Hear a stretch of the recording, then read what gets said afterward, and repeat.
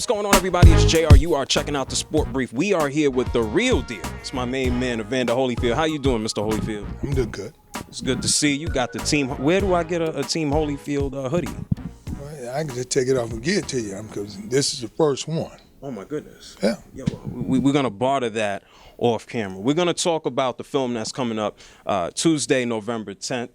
Chasing Tyson obviously features you, Mr. Holyfield. What are you up to before we get into the film? Well, I'm living, man. Just trying to do it decent.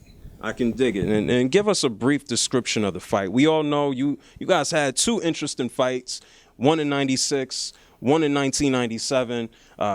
Knocked the guy out. I think he was out on his feet in the 10th, and then the 11th comes, and, you know, things, it's a little wobbly. Fight's done. Second fight, he wanted to take a bite out of you. What's the film about? Well, the film is pretty much chasing Tyson, but it's pretty much kind of give you an indication that I probably wouldn't be who I am if I didn't have Tyson, and Tyson wouldn't be who he is if he didn't have me. So, you know, when you look at that, Tyson and I, we've been knowing each other for a while. You know, I'm 4 years older than Tyson, and Tyson became the heavyweight champion of the world. He became the heavyweight champion of the world before me, but I was already the undisputed cruiserweight champion. So when it all come out together, you know, they saying chasing Tyson, mean he was the heavyweight champion of the world. Everybody liked Tyson because Tyson came in a time when boxing was on a down spiral. Tyson kind of picked it up. He knocking everybody out, and he had a great team of people and couldn't nobody get in there. It was amazing that it was all about Tyson and wasn't about nobody. And, you know, when you've been already designated, you know, you the best fighter ever before you even finish, and it wasn't nobody gonna beat you. I'm telling you, Tyson had all that credibility, had been on front cover of everything. And so, you know, I was the guy that knew I could fight him because, you know, we sparred in amateur. We both was the 1984 Golden Glove champion national. We both, and everybody always saying, what happened to them two guys fight? And, you know, but people didn't know that we had sparred. And all that, I weighed 175, he about 202. And I'm like, you know, the Olympic coach knew that somebody was gonna get hurt, so he stopped and said, "No, I ain't let my two fighters get hurt." And we were both on a losing squad trying to make the Olympic team. That's how tough amateur boxing was back then in the '80s.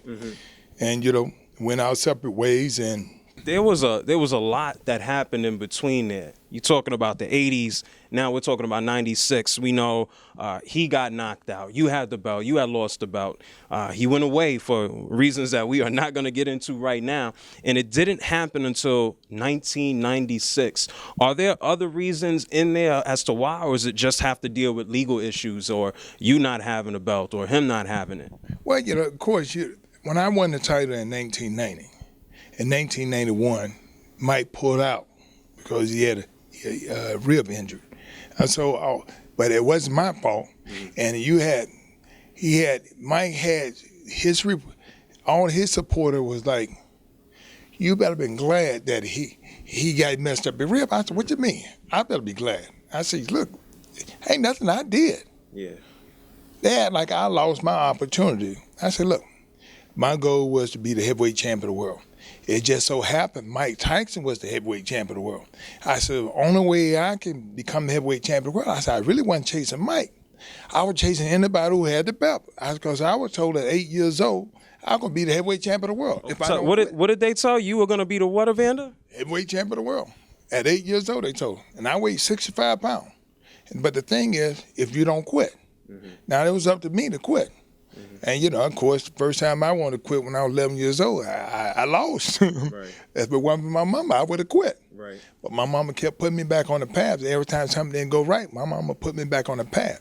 So the thing is that when I was looking forward to fighting Tyson, but he lost against Buster Douglas. Yep. Now, when I beat Buster Douglas, they told me, you ain't beat Tyson. I said, well, I know I ain't beat Tyson. I beat the guy that beat Tyson. Like this. And And it wasn't good enough. That's what it wasn't good enough. I wasn't mad with Tyson because they said that, but it showed me that he had people who really believe that you are not nothing without Tyson. Right. That didn't bother me because I was a heavyweight champion of the world. But, you know, it's amazing that I lose against Red Bull. Then all of a sudden, you know, I come back and win it from Red Bull. Then I fool around and lose against Michael Moore. Then all of a sudden, Tyson get in trouble and he go in and come back out, and he come back, he get a chance for a championship before I do. And you know, then I'm back in again. I got to fight this Tyson guy. And you were an underdog that first fight too. Yeah, but underdog is just how other people think. Mm-hmm. I've never been an underdog. I felt that I wouldn't fight nobody I didn't think I could beat. Mm-hmm. I'm not foolish. I ain't never win the ring. Well, as a fighter, you have to have that mentality. Well, that's, anybody who champion. Mm-hmm. To really be a champ, you got to beat a champ. So let me skip ahead right fast. What do you think about the heavyweight division right now? It's certainly not where it was years and years ago.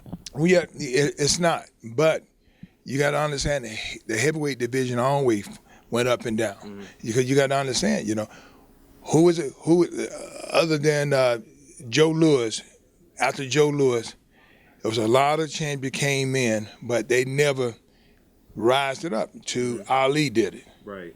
Then, after Ali, then, you had a lot of, Larry Holmes, a lot of people, but the people didn't gravitate towards these people. But are you tired of the Klitschko's? Well, yeah, of course, the Klitschko, which it let you know it's not by skin color, because they didn't gravitate towards them either. Mm-hmm. Now, all of a sudden, there's some new guys got to come up eventually. Deontay, what do you think about Deontay? He's pretty good. He's pretty good, but it's still, it take more than one person. Mm-hmm. When do the arch rivals? It's like, you think about it. Tyson and myself, we like that perfect storm. Mm-hmm. I said, who in the world would think two guys? He from the ghetto out of New York. I'm ghetto out of Atlanta, and who would ever think that we'll rise up and then it's gonna be these two guys here? Mm-hmm. My coach told me I was gonna be the best guy at the South.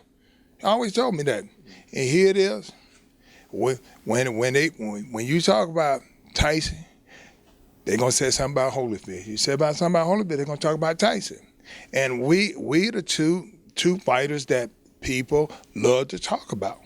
And I actually think that it have a lot to do with what he brought to the table, and what he brought to the table is a lot, because a lot of people look at his life and say, I don't even know how that guy made it. Mm-hmm. And they don't even know how I made it. Because we two guys that had these lifestyles and stuff, man, how these guys made it. Well, they're going to find out when they watch that doc on November 10th, Chasing Tyson, right? That's the reason why I'm here. My man. And do me one last favor, Evander.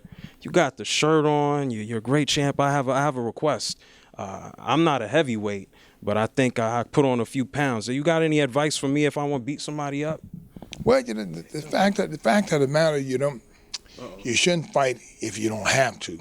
But if you have to, you just make sure you can run too. Because if you give them that first shot and they don't fall down, you might as well just go ahead and just get on out of there. Well, listen, Mr. Holyfield dropped us with some patented JR wisdom. Make sure you guys go ahead and check out Chasing Tyson November 10th. That's the deal with Mr. Holyfield. Show him that fist, Mr. Holyfield. You don't want nothing to do with that fist right there.